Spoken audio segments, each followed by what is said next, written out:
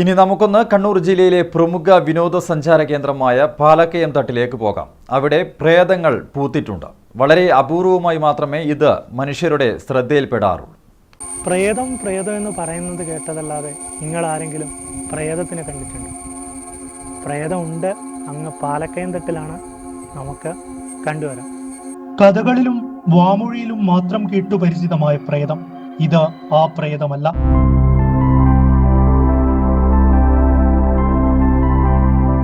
മഴക്കാലത്ത് മാത്രം കിളിർക്കുന്ന അപൂർവ പരാത സസ്യം. പ്രേതത്തെ കാണിച്ചു തരാമെന്ന് പറഞ്ഞ് കൂട്ടിക്കൊണ്ടുപോയി പറ്റിച്ചു എന്ന് തോന്നുന്നില്ലേ? പറ്റിച്ചതല്ല, ഇതിന്റെ പേര് തന്നെയാണ് ഏറ്റവും വലിയ കൗതുകം. ഫോറസ്റ്റ് കോസ്റ്റ് ഫ്ലവർ എന്നതാണ് പേര്. പശ്ചിമഘട്ടത്തിലെ കാടുകളിലും ഹിമാലയത്തിലും കാണപ്പെടുന്ന ഇവ മനുഷ്യരുടെ കണ്ണുകളിൽ പെടുന്നത് അപൂർവം.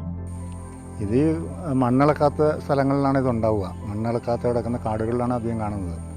താഴ്ന്ന പ്രദേശമാണെങ്കിലും ഉണ്ടാവാറുണ്ട്. നീലയാറോട്ടം കാവിലൊക്കെ ഉണ്ട് ഈ സാധനം. ഇതിന് ഇലയുണ്ടാവില്ല, മറ്റ് സസ്യങ്ങളിൽ നിന്ന് ആഹാരം വലിച്ചെടുത്തിട്ടാണ് അത് ജീവിക്കുന്നത്.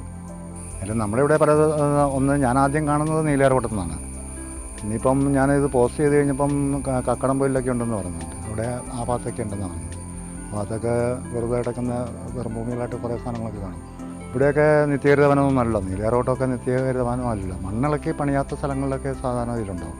പേര് വരാൻ കാരണം എന്ന് പറഞ്ഞാൽ ഇതിൻ്റെ ഇംഗ്ലീഷ് പേര് ഫോറസ്റ്റ് കോസ്റ്റ് ഫ്ലവർ എന്നാണ്. അതിൽ നിന്നാണ് ഇപ്പോൾ കാട്ടുപ്രേതങ്ങൾ എന്നുള്ള പേര് വന്നത്. ചെങ്കുമിൾ, ഗോസ്റ്റ് പൈപ്പ് എന്നീ പേരുകളിലും അറിയപ്പെടുന്നു. പൂവിനും വേരിനും ഔഷധ ഗുണം കൂടിയുണ്ട്. അമൽ രാമചന്ദ്രൻ, കണ്ണൂർ വിഷൻ.